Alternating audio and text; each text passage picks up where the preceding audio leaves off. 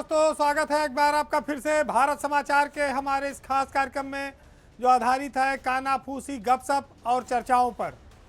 कई सारी रोचक खबरें हैं, तो चलिए शुरू करते हैं पावर सेंटर।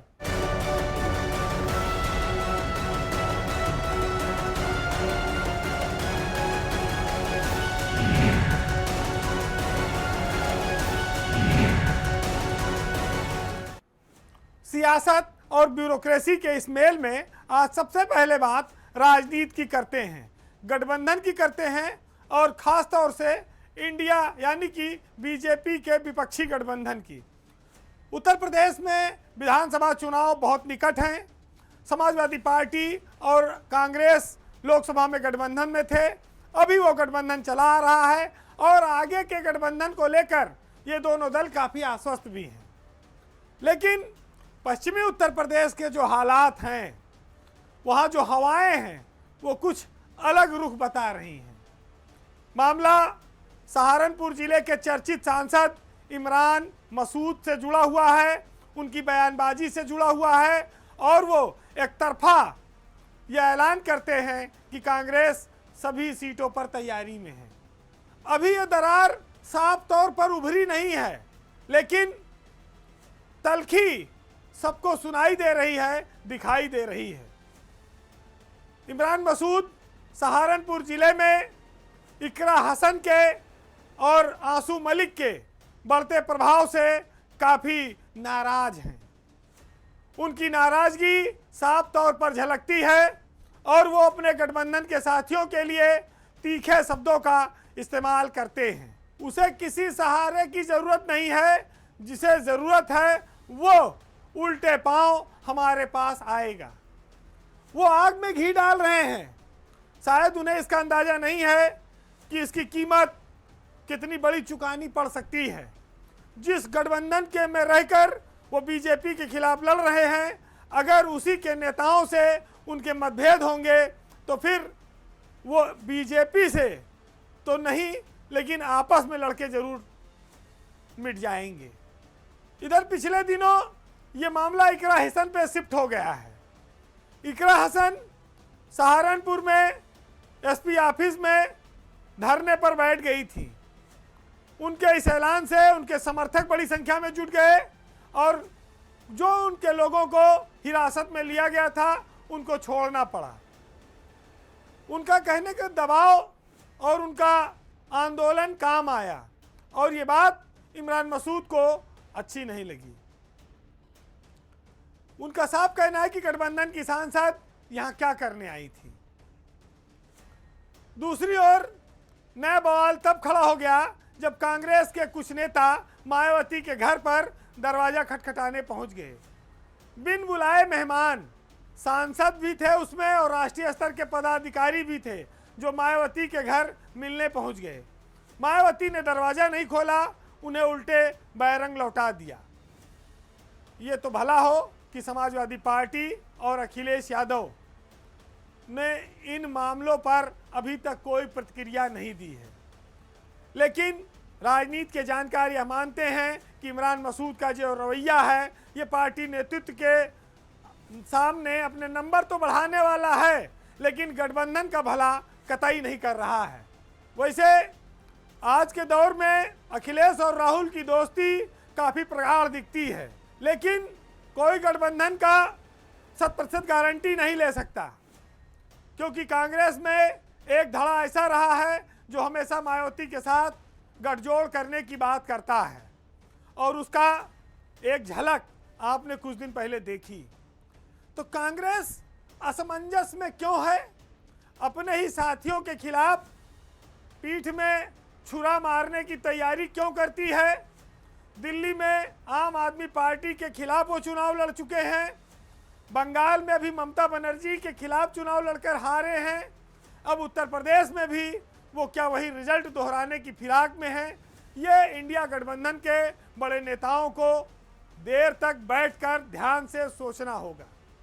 कांग्रेस के नेताओं की लालच ऐसी हो गई है कि हो सकता है वो ये बयानबाजी ज़्यादा सीट पाने के लिए कर रहे हों, दबाव बनाने के लिए कर रहे हों, क्योंकि उनके पास वोट बैंक तो है नहीं।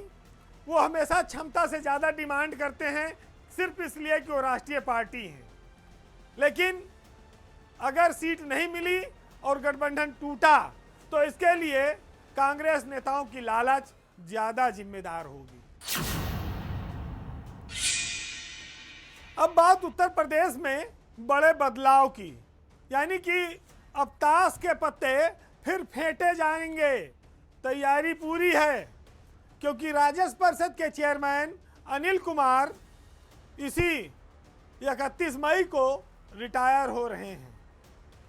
वो रिटायर हुए और समझ लीजिए कि तबादला एक्सप्रेस तेजी से चलेगी और बड़े स्तर पर चलेगी, क्योंकि राज्य परिषद में नया चेयरमैन अब सरकार को चुनना है।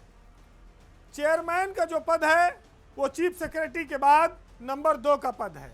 सीनियर मोस्ट आईएएस अफसर, जिसमें अर्चना अग्रवाल और दीपक कुमार, ये 1990 बैच के हैं। इनमें से किसी एक को रेवेन्यू बोर्ड के चेयरमैन सरकार को बनाना चाहिए। अगर वो इनको नहीं बनाती है तो फिर 91 बैच में आएगी, जिसमें राजेश कुमार सिंह और बीएल मीना, बाबूलाल मीना है। ये बदलाव बस थोड़े ही समय में आपको देखने को मिलेगा। ये जो साल है बचा हुआ, इसमें कई बड़े चेहरे, सरकार की रीढ़ जिनको आप कहते हैं, वो ब्यूरोक्रेसी से विदा हो जाएंगे। आज अनिल कुमार रिटायर हो रहे हैं। सितंबर में अर्चना अग्रवाल का रिटायरमेंट है, जो इस समय एसीएस परिवहन के पद पर हैं और वो रेवेन्यू बोर्ड की चेयरमैन बन सकती हैं। दीपक कुमार अक्टूबर में रिटायर हो रहे हैं। दीपक कुमार के पास वित्त है, आईआईडीसी है, एपीसी का पद है। चीफ सेक्रेटरी के पैरेलल हैं वो एकदम इस समय। उनका भी अक्टूबर में रिटायरमेंट हो जाएगा। और उसके बाद 1990 बैच के ही अमित कुमार घोष हैं, जो स्वास्थ्य विभाग में एसीएस हैं, उनका भी रिटायरमेंट दिसंबर में। ये सारे बड़े चेहरे उत्तर प्रदेश की ब्यूरोक्रेसी से विदा होने वाले हैं।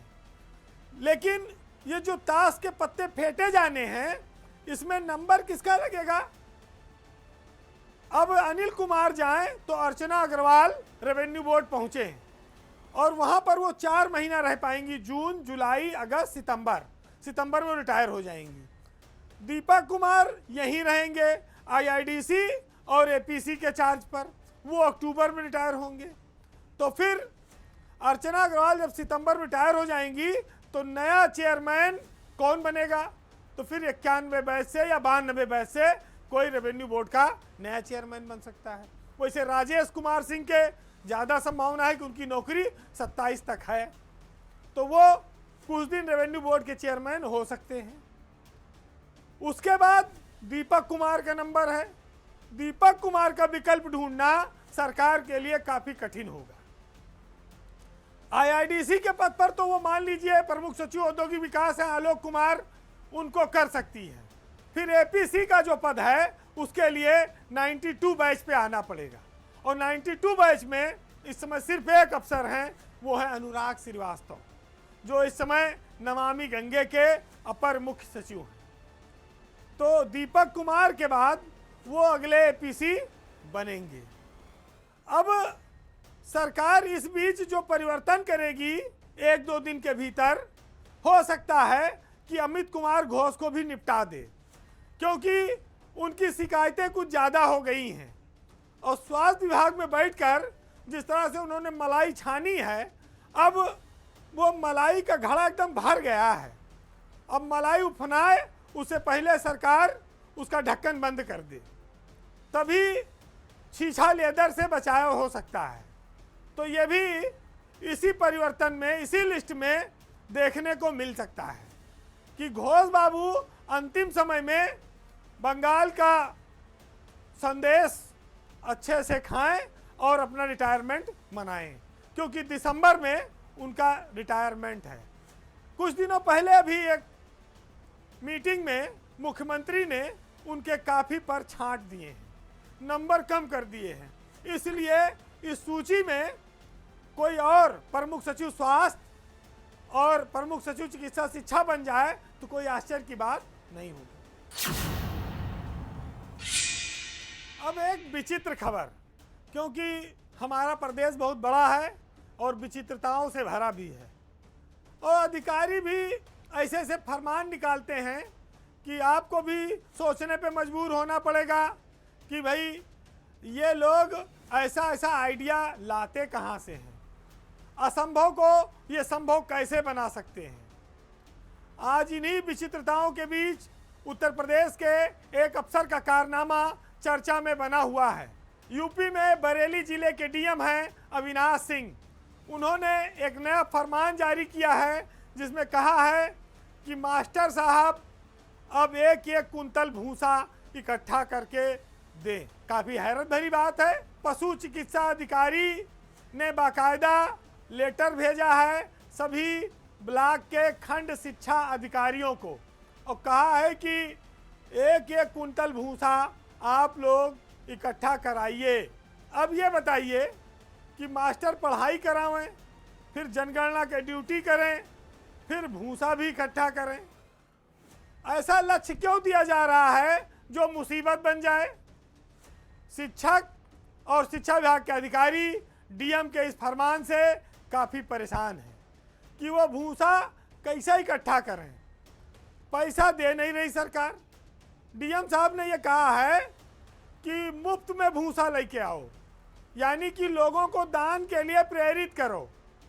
अब आप बताइए, गांव गरीब माँ भूसा खत्म हो जाए तो लोग पैरा काट के जानवर को खिलाते हैं। भूसा उनके अपने जानवर के खिलाने के लिए नहीं है और इनको भूसा फ्री में चाहिए 100-100 कुंटल। तो डीएम साहब कौन ऐसी तरकीब बनाएंगे कि भूसा अतिरिक्त पैदा हो जाए।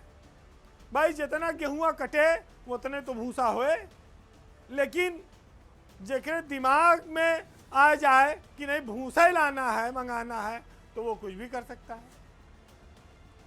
अकेले बरेली जिले के मास्टरों को 1500 कुंटल भूसा इकट्ठा करने का लक्ष्य दिया गया है। इस नायाब लक्ष्य से मास्टर काफ़ी परेशान हैं कि वो भूसा कहाँ खोजें।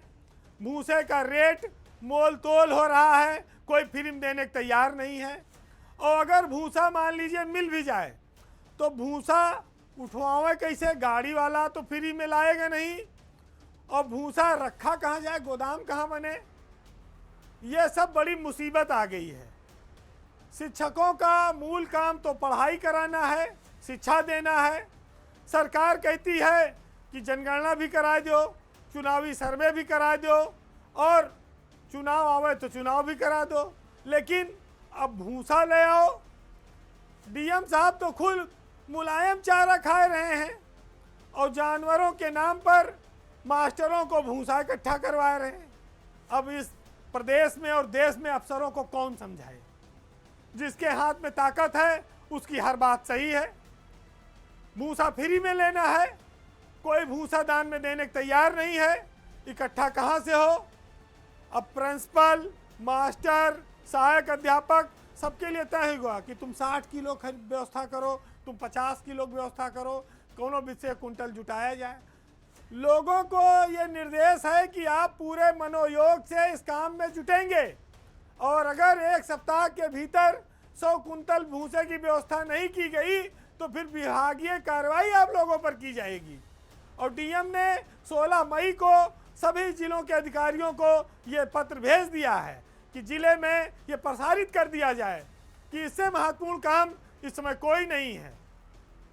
ये माना कि डीएम साहब इस समय सरकार में काफ़ी उनके नंबर बढ़े हैं, वो काफ़ी बड़े जिले के डीएम भी हैं, लेकिन निराश्रित गोवंशों के भोजन का सहारा लेकर वाहवाही लूटने का जो उन्होंने नया फंडा निकाला है, ये मास्टरों पर, सरकारी कर्मचारियों पर काफ़ी भारी पड़ रहा है, क्योंकि ये बिना बजट का काम है। बिना पैसे के भूसा कोई देने को तैयार नहीं है। मास्टर साहब को गांव में जाने पर गर्मी में कोई मीठा और पानी तो दे सकता है, लेकिन ये कुंतल भूसा नहीं देगा कोई किसान। तो ये डीएम साहब ने आंख बंद करके फरमान जारी कर दिया, एसी कमरे में बैठ के जारी कर दिया। मास्टर साहब जून और जुलाई में गांव गांव गर्मी में घूमे भीषण लू में कि जाओ भूसा लेके आओ। अगर जानवरों की चिंता इतना ही करनी है तो एसी से बाहर निकलना पड़ेगा और खुद ब्लॉक में जाइए, कैंप लगाइए, शहर के बड़े पैसे वाले लोगों से, धर्मार्थ लोगों से मिलिए, आह्वान करिए और उनसे सहायता लीजिए। देश से पुनीत है, लेकिन तरीका इसके पीछे गड़बड़ है। मास्टर के कहे पर लोग फीस तो देने को तैयार नहीं, भूसा कौन देगा। अब बात एक ऐसी खबर की कि जितना बड़ा अफसर उतने ज़्यादा अंधविश्वास। टोना टोटका, ज्योतिषी, पत्री, जन्म, हाथ की लकीरें, हर जगह कदम कदम पर गुरुजी और रास्ता दिखाने वालों की सलाह। उत्तर प्रदेश पुलिस भी इन दिनों कुछ ऐसे ही अजीब टोने टोटके के दौर से गुजर रही है। उसके कुछ अधिकारी आजकल ज्योतिषीय सलाह पर कुछ ज़्यादा ही विश्वास कर रहे हैं। माना कि अच्छी कुर्सी पाने के लिए लोग हवन पूजन, अनुष्ठान, व्रत सब करते हैं, मनौती मांगते हैं। बहुत से लोग कुर्सी बची रहे इसके लिए भी यही सब काम करते हैं। कोई ताबीज बांधता है, कोई गाय को रोटी खिलाता है। तो पुलिस में एक आईपीएस अफसर साहब की बकरी इन दिनों काफ़ी चर्चा में है। समाज में, पुलिस विभाग में यह बात काफ़ी चर्चा का विषय बनी हुई है। यूपी पुलिस में सीनियर आईपीएस अफसर हैं आर.के. सोणकार, वो एडीजी रैंक के अफसर हैं। आर.के. सोणकार 1996 बैच के आईपीएस अफसर हैं, लेकिन उनको लगता है कि इन दिनों उनकी ग्रह दशा ठीक नहीं चल रही है, इसलिए इस ग्रह दशा से निपटने के लिए उन्होंने ज्योतिषीय सलाह पर बकरी पालने का एक नया चलन शुरू किया है। बताते हैं कि बकरी उन्होंने पहले भी पाली थी, इसका कुछ उनको फायदा भी हुआ, लेकिन थोड़े दिन बाद नुकसान हो गया। सोणकार राजस्थान के रहने वाले हैं। उनके सितारे पिछले 2-3 सालों से कभी आसमान पर गए, कभी नीचे आ गए। क्रम थोड़ा जल्दी जल्दी चल गया, जिसकी वजह से उनका जो विश्वास है, उनका जो कॉन्फिडेंस है, वो डगमगा गया है। कमिश्नरेट की बड़ी कुर्सी मिली थी, उसी कमिश्नरेट के एक दूसरे साहब ने अभी हाल के दिनों में उनको रिप्लेस कर दिया, आलोक सिंह ने। अब कानपुर कमिश्नरेट की कुर्सी थोड़े समय में हाथ से फिसल गई। काफ़ी मशक्कत के बाद गाड़ी पटरी पर लौटी थी, लेकिन कहा जाए जो पूरब का मैनचेस्टर है, औद्योगिक नगरी है, वहाँ से भी साहब बड़ी जल्दी विदाई हो गई। उसका मलाल बहुत ज़्यादा है, वो दर्द अभी तक गया नहीं है। अब कानपुर से जो झटका मिला तो फिर वो सीतापुर पहुंच गए ट्रेनिंग सेंटर में, वहाँ बकरी की खूब सेवा की।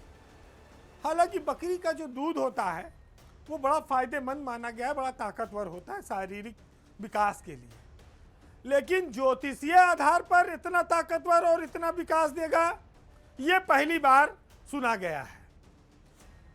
बकरी पालन घरों में होता रहा है, गाँव में पहले भी होता रहा है। लोग पढ़ लिख गए, आधुनिक हो गए, तो वो बकरी पालना उन्होंने छोड़ दिया। गाय तो पालते रहे लोग, पशुओं को, गाय को लोग माता कहते हैं, उसके प्रति प्रेम है। लेकिन बकरी ने साहब को फिर एक मौका दिया और वो एक पावरफुल तैनाती वाली जगह पर पहुंचे थे, पीएससी में एडीजी बनकर। काफ़ी बड़ा पद होता है एडीजी पीएससी का, लेकिन उस पीएससी में भी उनको ज़्यादा दिन टिकने को नहीं मिल पाया। वो पीएससी से हटाकर फिर दूसरी पावर वाले विभाग में भेजे गए, लेकिन वो पिछली पावर जाने से दुखी हैं। नए महकमे के नाम में पावर लगा है, लेकिन वो बात नहीं है जो अंदर से आनंद दे। वो बता नहीं सकते वहाँ का पीएससी का मुखिया होना क्या मायने रखता है। अब आलोक सिंह पीएससी के नए मुखिया बनकर आ गए, वो भी कानपुर में ही डीजी जोन थे। और देखिए वही है कि जब किस्मत गड़बड़ाती तो सोणकार की जगह ही आ गए। उम्मीद तो थी कि वो कुछ बड़े के चक्कर में हैं, लेकिन वो पीएससी में ही आ गए, धक्का लगा दिया उन्होंने। तो अब बकरी कितनी पाली जाए इस पर चर्चा हो रही है। 2 बकरी में 3 बकरी में भला होगा कमिश्नरेट मिलेगी, 4 बकरी में जोन मिलेगा कि आधा दर्जन में कुछ और मिलेगा, क्योंकि पालन तो चल रहा है। फिर ये बीच में गाड़ी पटरी से कैसे उतर जा रही है? जैसे लेकिन बिजली विभाग को बारिश का इंतजार रहता है, यानी कि जुलाई का, जून जुलाई का बारिश शुरू हो जाती है जून के आखिर में, जुलाई के पहले सप्ताह में। वैसे ही अब फिर पावर कॉरपोरेशन वाले साहब को जुलाई का इंतजार है कि कुछ फुहारें जब आकाश से गिरेंगी तो हो सकता है उनके ऊपर भी गिरें। जैन साहब डीजी होने वाले हैं, जैन साहब लखनऊ आ जाएंगे, जोन खाली हो जाएगा तो हो सकता है कि अवसर बन जाए। बकरी की सेवा में अगर इतनी ताकत है तो हम भी ऊपर वाले से कामना करेंगे कि उनकी मनोकामना पूरी कर दे और वो कुछ दिन आराम से कम 2 साल तो वहाँ गुजारे, जिससे कि उनका जो धर्म कर्म पर विश्वास है वो तो कम से कम बना रहा है।